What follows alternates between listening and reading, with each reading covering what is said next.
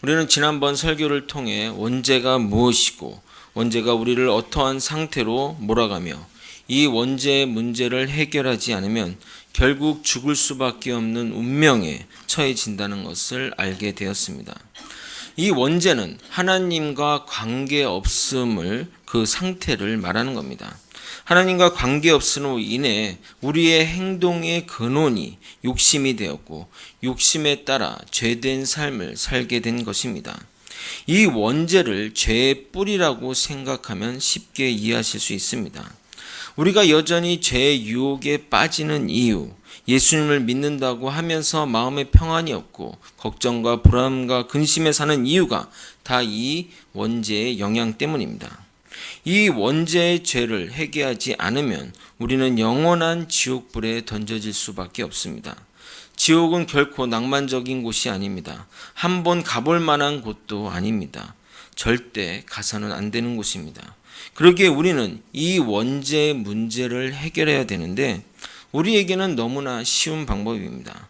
바로 내가 죄인임을 인정하고 예수님을 믿고 살겠다는 것을 마음으로 믿고 입술로 고백하면 되는 겁니다. 그렇게 쉽겠다 하겠지만 아직도 수많은 사람들이 이 쉬운 일도 하지 못하고 있습니다. 오늘은 먼저 이 죄의 구분을 한 다음에 창세기 말씀을 통해 이 죄가 우리를 어떠한 상태로 이끌어가는지 생각해보는 시간을 갖도록 하겠습니다. 먼저 죄에 대해 분류를 하고 싶은데 실질적으로 죄의 분류라기보다는 죄의 상태라 하는 것이 쉬운 이해일 겁니다. 먼저 원죄가 있습니다. 위에서 자세히 언급했고 죄의 뿌리라고 보면 됩니다. 두 번째가 마음죄입니다. 마음죄란 마음으로 짓는 죄를 말합니다. 마음죄는 죄의 씨앗입니다. 마음죄는 내가 말하지 않으면 누구도 알 수 없기에 죄를 숨길 수가 있습니다.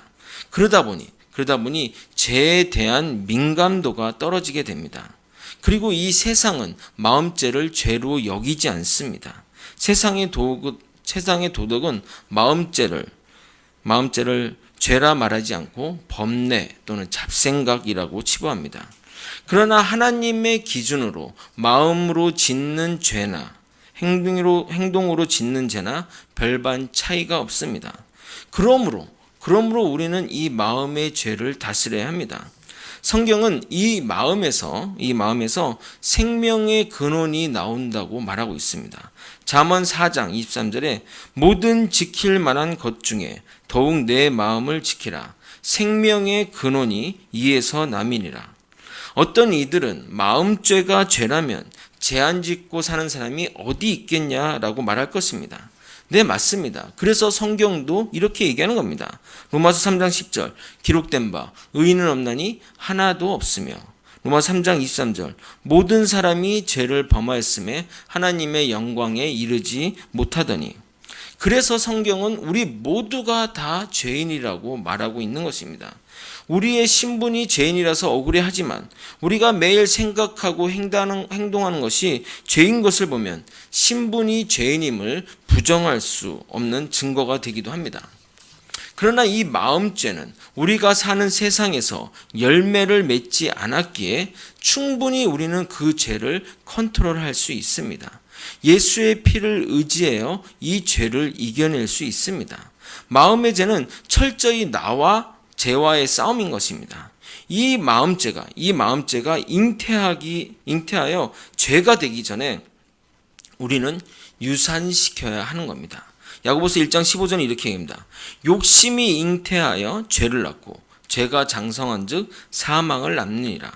즉 우리에게 있는 죄의 욕구가 끊임없이 올라올 때마다 우리는 십자가에서 내 죄를 위해 흘리신 그 예수님의 피를 의지하는 겁니다. 육체의 정욕을 이기려면 보혈의 능력, 이 예수님의 피와 그 십자가를 묵상하면 묵상할수록 우리는 마음의 죄들을, 마음의 소욕들을 유산시킬 수 있는 겁니다.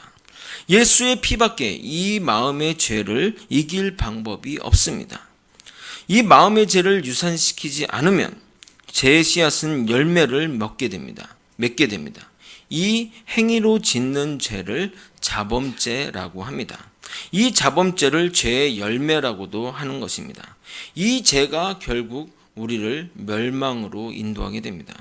그러나 하나님은 우리의 죄가 열매를 맺었어도 회개하면 죄의 사망에서 벗어날 수 있다고 말씀하십니다. 마음의 죄는 내 영혼을 파괴하고 피폐하게 만들지만 행위로 짓는 자범죄는 내 삶을 힘들고 어렵게 만들 뿐만 아니라 내 주변 사람들도 힘들게 만듭니다. 우리는 세상을 살면서 이루 말할 수 없는 많은 죄들을 짓고 삽니다. 그래서 이 죄들이 하나님이 주시는 그 축복과 또 행복들을 내가 가질 수 없게 만듭니다. 죄가 우리에게 오는 좋은 것들을 다 막기 때문입니다. 하나님은 영이 잘된 같이 범사가 잘 된다고 하셨는데 내 영이 잘 되는 것을 꽉 막고 있는 것이 바로 이 죄입니다. 그래서 아까도 말씀드렸지만 우리가 마음으로 짓는 죄는 내 안의 문제지만 행위로 죄를 짓게 되면 그때부터 죄는 저의 통제력, 우리의 통제력을 벗어나서 자기 마음대로 마치 살아있는 생명력처럼 죄가 나를 오히려 구속하게 됩니다. 그래서 성경은 이렇게 얘기를 하고 있습니다. 요한복음 8장 34절에 예수께서 대답하시되 진실로 진실로 너희에게 이르니 죄를 범하는 자마다 죄의 종이라. 즉 우리가 우리의 의지를 발휘해서 죄를 짓지만 죄를 짓고 난 이후에는 이 죄가 우리를 이끌어 우리가 죄의 종이 되게 만든다는 겁니다. 마치 처음에는 자유의지를 발휘해 마약이나 약물을 한다고 하지만 결국에는 마약과 약물에 중독이 되어 노예가 되는 것처럼 말입니다. 죄가 나를 이렇게 죽음으로 몰아가게 됩니다. 우리는 세상에서 이런 모습들을 너무나 많이 확인할 수 있습니다. 처음에는 사소한 죄였는데, 사소한 거짓말이었는데 그 죄를 감추려다 보니, 그 죄를 숨기려다 보니 더 큰 죄악으로 나아가는 경우들을 많이 보게 됩니다. 결국 처음에 죄를 간단히 시인하고 잘못했어요. 죄송해요. 처음 조그만 망신만 당하면 될 문제인데 그때 인정하고 회개했다면 죄에서 자유로워지는데 그 죄를 감추려다, 숨기려다, 피하려다 결국 그 죄 때문에 죄의 종이 되어 더 큰 일로 커져가게 되는 겁니다. 제가 드라마를 잘 보지 않는 편인데 그래도 히트하는 드라마 한 편은 1년에 한 편 정도는 봅니다. 좀 된 드라마인데 스카이캐슬이라고 아십니까? 스카이캐슬? 모르시나요? 세상에 제일 예쁜 이거 얘기해야 되나? 자, 예로 들면 자신의 딸 예서를 서울대 의대에 보내시고 싶은 욕심에 정상적이지 않은 코디 김주영 쌤을 고용하게 됩니다. 그리고 그 김주영 쌤은 불법적으로 수염제를 입수해 시험을 치르게 되어 좋은 결과를 낳게 됩니다. 근데 그 사실이 드러날 것 같으니까 감추려다가 결국 예서의 친구인 해나도 살해하게 되고 죄 없는 에서 친구 우주까지 누명을 씌워 감옥에 보내게 되는 겁니다. 욕심이 잉태하여 죄를 낳고 죄가 장성하여 사망에 이르게 한 것입니다. 그러나 여러분, 우리가 어떠한 상태에 있든 어떠한 곳에 있든 회개함으로 우리는 주님께 돌아갈 수 있습니다. 사망에 이르게 되었다 할지라도 우리가 주님께 진심으로 회개하고 돌아가면 주님은 우리의 죄를 묻지 않으시고 우리를 받아주십니다. 그런데 이 말을 오해하는 사람들이 있습니다.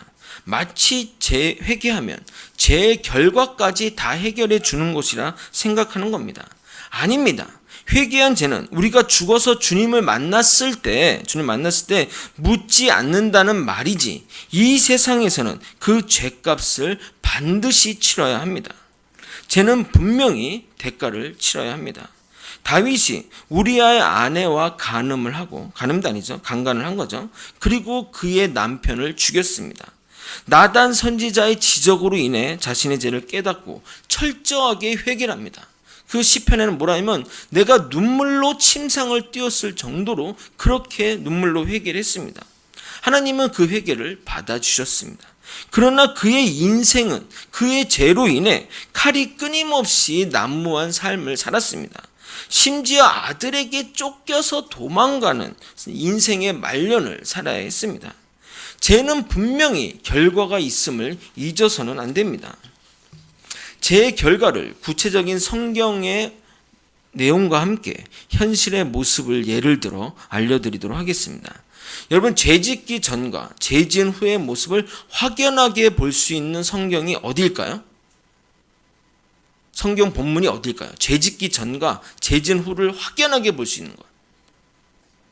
창세기 3장. 오늘 읽은 3장이죠. 3장 때 죄를 졌으니까 1장, 2장 때는 죄를 안 지은 상태고 3장 이론 죄를 지은 그 다음의 상태가 바로 보여질 수 있지 않습니까? 오늘은 이 3장을 가지고 죄의 결과를 한번 살펴보도록 하겠습니다. 죄의 결과 7가지입니다.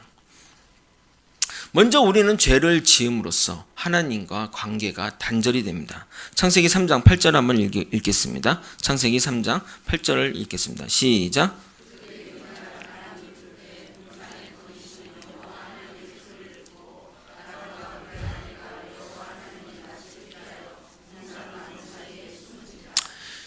이전에는 하나님이 오시면 하나님 오셨어요. 하나님 반가워요. 이런 사이였어요. 인격적인 관계였던 거죠. 그렇죠? 그리고 또 아담아 어딨니? 또 하와야 어딨니? 이런 사랑의 관계였는데 죄를 짓고 나자마자 얘기도 안 했는데 하나님이 무서워 낯을 피하여 도망가게 되는 걸 보게 됩니다.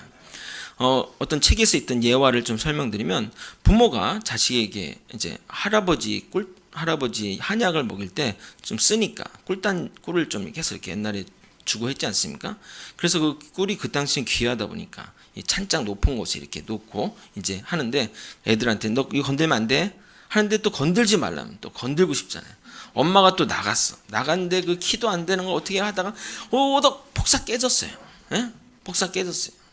여러분, 애들이 보통 집에 혼자 있다가 제일 기다리는 게 뭐죠?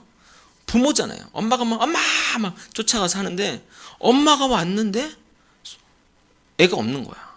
애가 숨어 있는 거지. 이렇게 죄를 지으면 이 사랑의 관계가 무너지게 되고 단절이 되는 겁니다. 여러분이 이 죄를 짓잖아요. 평상시 죄를 짓잖아요. 그럼 제가 평상시 하는 말인데도 마치 나한테 얘기하는 것 같아요. 목사님이 나를 왜 이렇게 뚫어지게 쳐다보지? 막 이러면서 결국 어떻게 했냐면 이런 데 주로 앉으세요. 이쪽 구석이나 뭐 이렇게 우리 교회는 그게 없는데 중간에 뭐 이렇게 벽이 있으면 그 뒤에 앉거나, 예? 아니 뭐 2층 저 구석탱이에 앉거나, 예? 조심하십시오. 거기 있는 사람들 체크해 놓겠습니다. 이렇게 죄를 지으면 교회 오기도 힘들어지고 하나님과의 관계가 단절이 되게 됩니다. 두 번째, 죄를 지으면 사단의 종이 됩니다. 여러분, 뱀이 하와를 꼬시는 언어들을 한번 잘 살펴보시기 바랍니다. 처음에는 일상적인 어떤 대화예요. 근데 점점 사단과 엮이기 시작하면서 계속 구렁텅이에 빠지게 됩니다. 사단은 결코 처음부터 하나님을 부정하라고 하지 않습니다. 그러나 뱀의 유혹에 점점 빠지다 보면 결국에는 하나님의 그것을 부정하고 하나님과 같이 되고자 하는 그 지경까지, 그 교만의 자리까지 올라가게 된다는 겁니다. 뭐 낚시를 해보신 분들 알겠지만 낚시를 해서 딱 던지게 되면 낚싯바늘에 이게 끼잖아요. 그럼 여기에 끼게 되면 뭐 2m짜리 고기라도 낚싯대가 흔드는 대로 왔다 갈 수밖에 없어요. 이럴 땡기면 축 따라오고 이러면 축 따라오고, 이렇게 죄가 우리에게 탁 걸리기만 하면 이 죄의 종이 되어 제가 원하는 대로, 사단이 원하는 대로 움직여질 수밖에 없다는 겁니다. 세 번째는 죄의 결과는 수치를 가져오게 됩니다. 창세기 3장 10절에서 11절을 한번 읽어보겠습니다. 창세기 3장 10절에서 11절 읽겠습니다. 시작.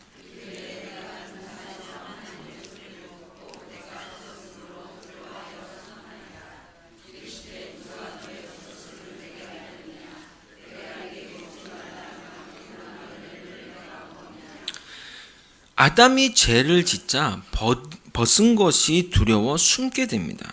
이처럼 이 죄가 드러날 것이 하게 돼서 불안과 걱정에 휩싸이게 됩니다. 그리고 결국 그것이 드러나게 되면 수치를 가져오게 되는 겁니다. 가끔 TV에서 사회 고위층이나 정치인들이나 유명한 연예인들이 추악한 비리나 스캔들에 걸리게 되면 그 사람 인생뿐만 아니라 그 주변의 가족들까지 다 정상적인 삶을 살지 못하는 경우를 보게 됩니다. 예를 한번 들어보면 우리가 알고 있는 골프 선수 타이거 우즈 아시죠? 타이거 우즈는 스캔들이 터지기 전에는 광고주가 가장 사랑한 인물이었어요. 그리고 가장 좋아하는 스포츠 설문조사하면 항상 1, 2위를 다투는 그래서 가장 닮고 싶은 선수로도 항상 세계 1, 2를 다투는 인물이었어요. 그가 한 해 광고 수익만 하더라도 1200억을 벌었어요. 그냥 광고 몇 편 찍고 그냥 뭐 옷에다가 그냥 이 문양 좀 갖다 대고 뭐 이렇게 휘두르기만 하면 그냥 앉은 자리에서 1000억씩 그냥, 예? 그렇게 하는 사람이었습니다. 근데 그가 이제 어떤 문제 스캔들을 나게 됨으로써 명예도 잃고 재산도 잃고 아내와 이혼해서 또 재산도 분리되고, 그리고 요즘 그를 광고에서 보기는 거의 힘들어졌습니다. 이러한 예들은 너무나도 많기에 들기가 어려울 정도입니다. 네 번째, 죄는 하나님과 우리의 관계도 단절하지만 사람과 사람과의 관계를 단절하게 됩니다. 창세기 2장 23절에는 아담이 하와를 뭐라고 표현한지 아십니까? 이 부인을 내 살 중에 살이요 뼈 중에 뼈라고, 그러니까 살 중에 최고, 뼈 중에 최고라고 표현할 정도로, 즉 이 말은 뭐냐면 나와 한 몸이다, 나와 일심동체다. 내 살 중에 살이고 뼈 중에 뼈라는 말은 나랑 한 몸이라는 뜻입니다. 근데 죄를 짓고 나서 아담에게 왜 먹었냐 하니까 이렇게 얘기하는 겁니다. 창세기 3장 12절을 한번 읽어보겠습니다. 함께 읽겠습니다. 시작. 아담이 이르되 하나님이 주셔서 나와 함께 있게 하신 여자 그가 그 나무 열매를 내게 주므로 내게 먹었느니라. 그러니까 이게 뭔 말이에요? 하나님이 나한테 준 여자, 그 여자가 날 꼬셔서 내가 이거 먹었다고 변명하는 거 아닙니까? 듣는 여자 어떠세요? 기분 나쁘죠? 네? 듣는 마음에 한 몸이라고 했는데 그냥 내가 먹었습니다 했으면 얼마나 아름다워. 내가 그래도 좀 뭔가 좀 멋있고 그랬을 거 아니야. 근데 저 여자가 날 줘서 먹었다고 얘기하니, 이러니까 관계가 벗어나지 않겠습니까? 실눈을 뜨게 되고 뭐 좋을 리가 없겠죠. 당연히 이런 식으로 죄를 지으면 사람과 수치스러운 일들 당하면 당연히 관계가 깨지죠. 그렇지 않겠습니까? 다섯 번째, 죄는 모든 수고와 고통을 가져왔습니다. 창세기 3장 17절 이하에 우리는 죄 때문에 에덴 동산을 떠나와 고통스럽게 일상을 살게 되며 뭘 먹을까, 마실까, 입을까 매일매일 고민하며 살게 됐습니다.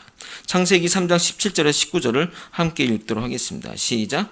아담에게 이르시되 내가 내 아내 말을 듣고 내가 내게 먹지 말라 한 나무의 열매를 먹었은즉 땅은 너로 말미암아 저주를 받고 너는 내 평생에 수고하여야 그 소산을 먹으리라. 땅이 내게 가신더분과 엉겅퀴를 낼 것이라. 내가 먹는 것은 밭의 채소인즉 내가 흙으로 돌아갈 때까지 얼굴에 땀을 흘려야 먹을 것을 먹으리니 내가 그것으로 취함을 입었으니라. 너는 흙이니 흙으로 돌아갈 것이니라 하니라. 아멘. 여러분 솔직히 한번 얘기해 보십시오. 우리의 대부분의 고민들 또는 걱정이 뭐예요? 앞으로 뭐 먹고 살까? 걱정이지 않습니까? 여기 중에 걱정 없으신 분 있나요 혹시? 나는 일상에 뭐 10년 20년 뭐 걱정 없어. 있으세요? 멀쩡한 직장을 다녀도 걱정이고, 이게 또 정년이 언제일까? 또 뭐 사업을 해도 잘 돼도 걱정이에요. 이게 또 사업이 꼬꾸라지면 또 어떡하나? 걱정 없는 사람은 못 봤어요. 제가 진짜 부자인 사람들도 많이 만나봤지만, 부자인 만나봐도 계속 먹고 사는 문제, 어떻게 하면 재테크할까? 만나면 다 그 얘기예요. 어디다 투자를 했어야 되는데 못했다. 여러분의 삶의 곳이 무엇을 먹을까, 입을까, 마실까, 이 고민이잖아요. 자유로운 분 있습니까? 손 들어보세요. 한번 찾아가게, 돈 좀 달라게. 예? 없잖아요. 다 이 고민 속에 있는 거 아닙니까? 응? 여섯 번째, 이 죄는 자식에게 유산으로 물려주게 됩니다. 아담과 하와의 범죄는 바로 그 자식 간의, 형제 간의 살인이라는 끔찍한 결과를 낳게 됩니다. 여러분, 자식이 죽는 것보다 더한 고통이, 부모의 고통이 있을까요? 제가 그 전교에 자기 자식을 50년 전에 잃었는데도 그 무슨 얘기를 하다가 자식 잃은 얘기하면서 눈물을 흘리는 거 보면서 그 자식을 잃은 고통보다 더한 고통이 이 세상에 없겠다는 생각이 들어요. 그렇지 않겠습니까? 근데 자식을 잃은 고통도 심각한데 그 자식을 죽인 범죄자가 또 자식이야. 이거 말로 할 수 없는 고통이지 않겠습니까? 성경에는 뭐 아담과 하와가 어떻다고 표현되어 있지 않지, 뭐 어디도 그렇게 표현되지는 않지만 슈껌댕이가 됐을 거예요. 정말 뭐 삶이 지옥 같지 않겠습니까? 자기 자식 죽었는데 그 자식을 죽인 게 또 자식이고, 이게 얼마나 참혹한 상황입니다. 그 일로 인해서 또 아담은 또 도망다니는, 집을 떠나 나가는 일들을 살게 됩니다. 이 죄는 이런 식으로 유전이 된다는 겁니다. 지금은 없어진 프로그램인데 제가 옛날에 즐겨보던 프로그램 중에 SBS 긴급출동 SOS라는 프로그램이 있었습니다.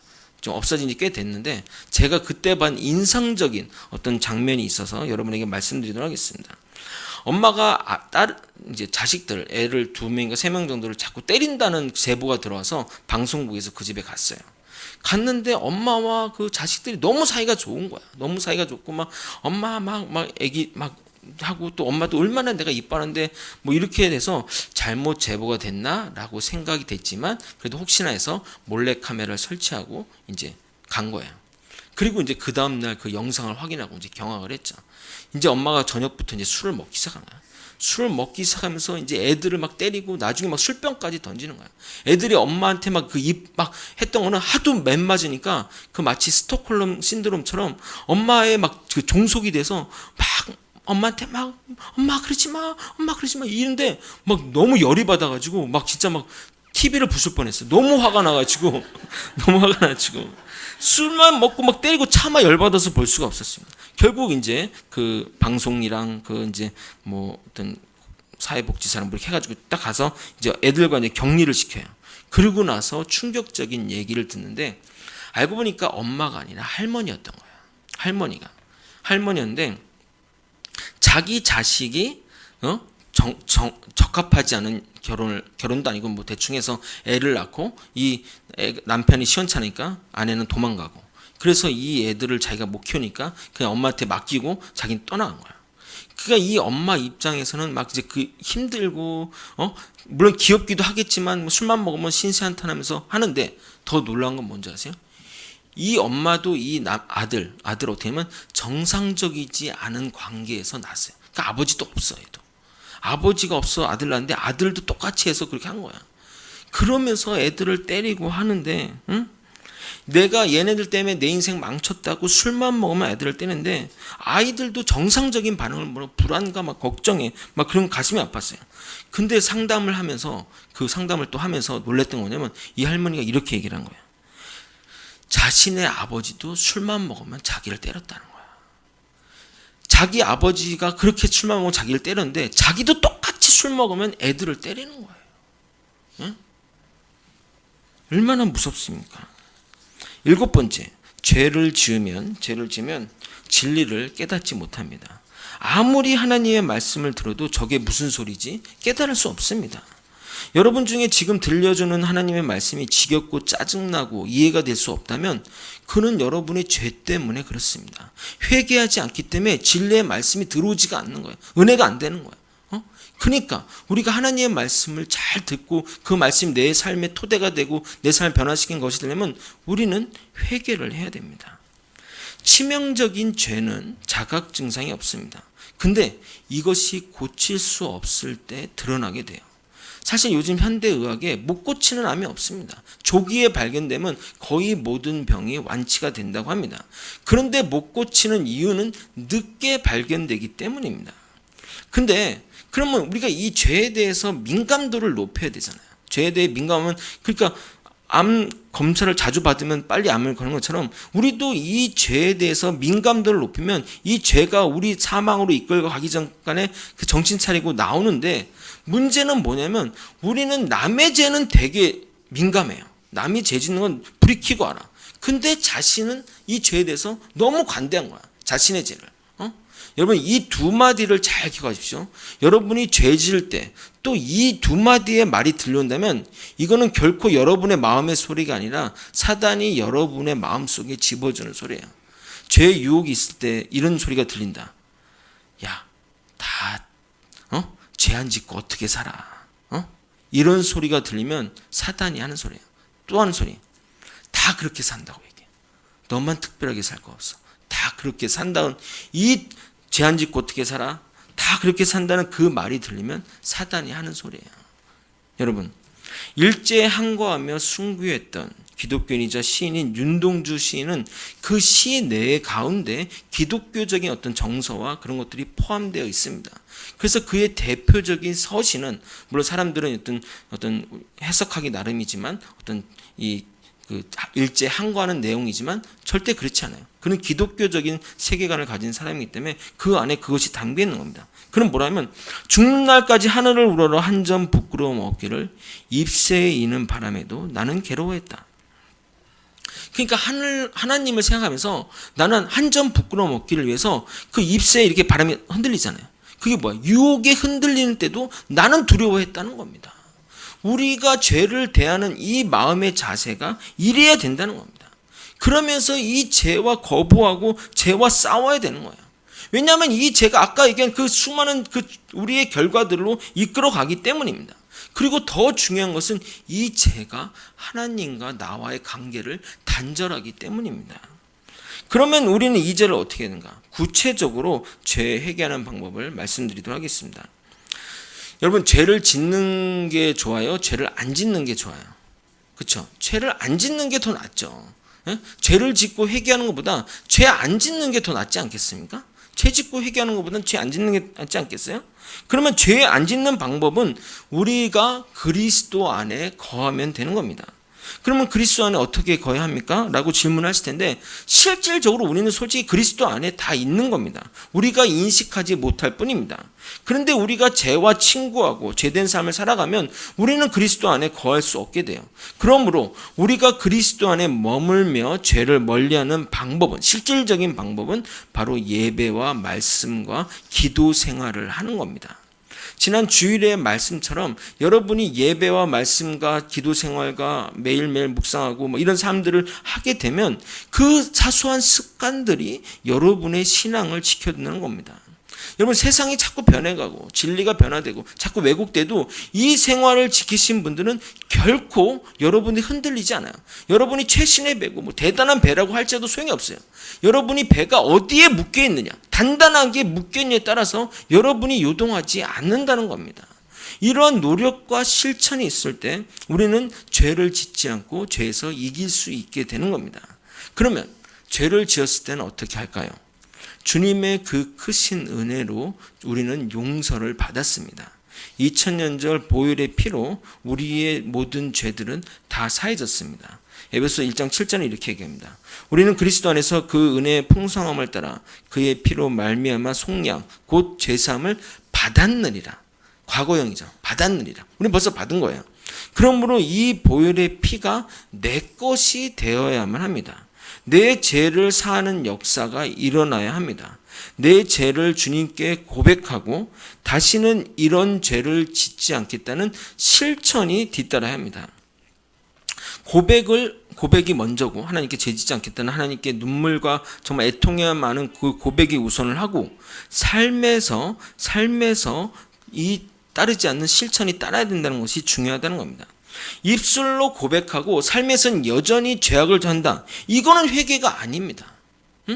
이건 회개가 아니에요. 저번에도 한번 설교 때 얘기했지만 이거는 반성, 후회라는 겁니다. 좀 극단의 예를 들어서 마약이나 도박을 된 사람들이 이렇게 얘기를 합니다.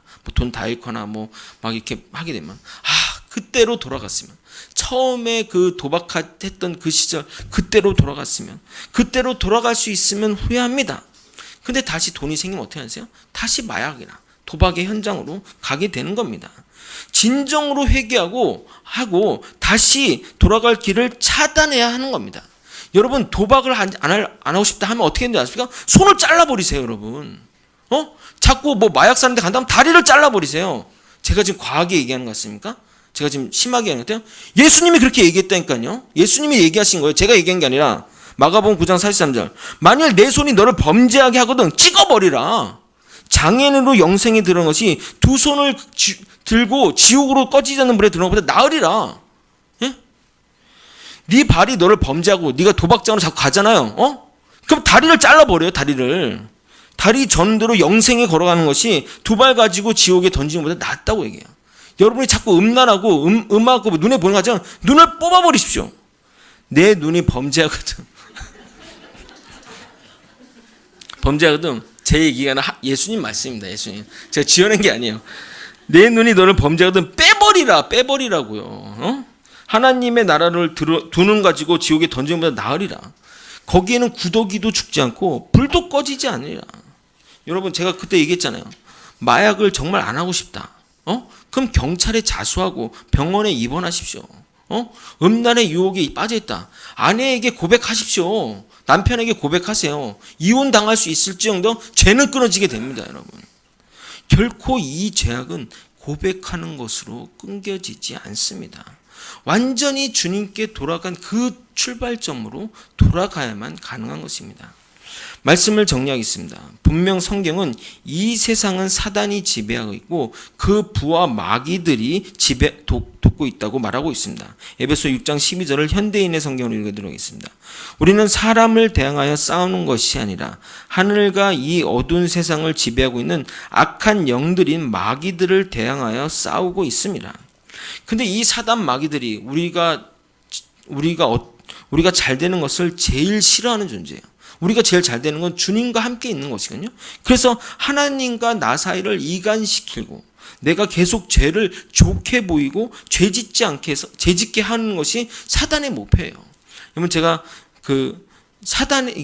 사단이 문화나 이런 걸 이용해서 이 죄를 죄같이 여기지 않는다는 겁니다. 여러분, 동성애 20년 전, 30년 전 동성애 동자례도 꺼냈습니까? 근데 지금 서울시 중심에서 동성애 파티를 하고 우리 교회 다니는 사람은 덜하지만 요즘 젊은 애들 동성애 물으면 그건 틀린 게 아니라 다른 거라고, 동성애는 뭐 원하진 않지만 인정해줘야 된다고 이렇게 얘기한다니까요. 이게 죄를 자꾸 물타는 거예요. 죄를 죄같이 여기지 않고 죄를 하게 되면 나중에는 정말 외국처럼 그런 일들이 벌어지게 되는 거죠. 귀신들은 우리가 뭐 말씀을 듣고 이런 걸로 결코 떨지 않습니다. 귀신이 가장 두려워하는 것은 우리가 입술을 벌려 하나님의 기도하는 것, 그리고 보혈의 피를 의지하는 것을 무서워합니다. 그래서 우리는 죄를 지을 때마다 하나님께 계속 기도해야 돼요. 하나님, 이런 죄를 지었겠습니다. 그리고 다시는 이런 죄를 짓지 않겠다는 입술의 고백이 선행되고 진심을 다해 회개해야 됩니다. 그리고 그 죄된 행위를 버리고 주님께 돌아가야 됩니다. 주님께 돌아가지 않으면 다시 그 죄를 짓게 마련입니다. 자신을 죄로 이끌어가는 장치들이 있다면 다 철거해 버리십시오. 남편과 부인을 속이고 다른 남자와 여자를 만난다면 아내와 남편에게 고백해야 됩니다. 이혼당할지 모르지만 죄는 떨어져 나갑니다. 은밀한 죄를 짓고 있다면 자신의 죄를 공개적으로 드러내십시오. 그러면 망신은 당하겠지만 죄는 떨어져 나갑니다. 여러분이 지옥 가는 것보다 낫지 않겠습니까? 이런 것이 두렵다면, 이런 망신당하는 거 두렵다면 애초부터 죄를 짓지 않으면 됩니다. 사소한 죄도 민감하게 대처하십시오. 모든 큰 죄들은 작은 죄부터 시작됨을 기억하십시오. 여러분, 상처가 곪으면 어떻게 돼요?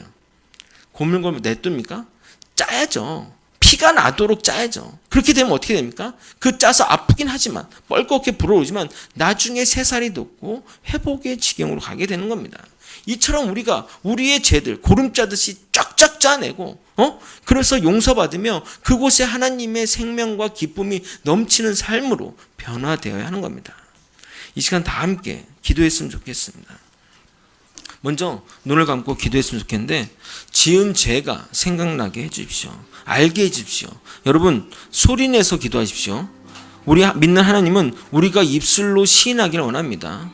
평소에는 묵상 기도도 좋아요. 그러나 회개하는 것들은 입으로 시인하라고 분명히 얘기를 하고 있어요.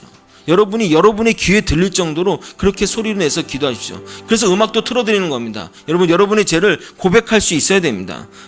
거짓말했던 것, 욕하고 때렸던 것, 술 취하고 방탕했던 것, 다른 사람들 미워하고 원망했던 것, 음란했던 것, 속였던 것, 사기친 것들, 아버지 다 놓고 회개합시다. 무엇보다 예수님 믿지 않았던 것, 예수님 아버지 믿는다고 하면서 예수님보다 더 좋아했던 것, 돈, 명예, 사람, 취미 등등 있다면 다 내려놓고 예수님의 피를 의지하여 입술을 벌려 회개합시다. 다 함께 통성으로 기도하시겠습니다. 하나님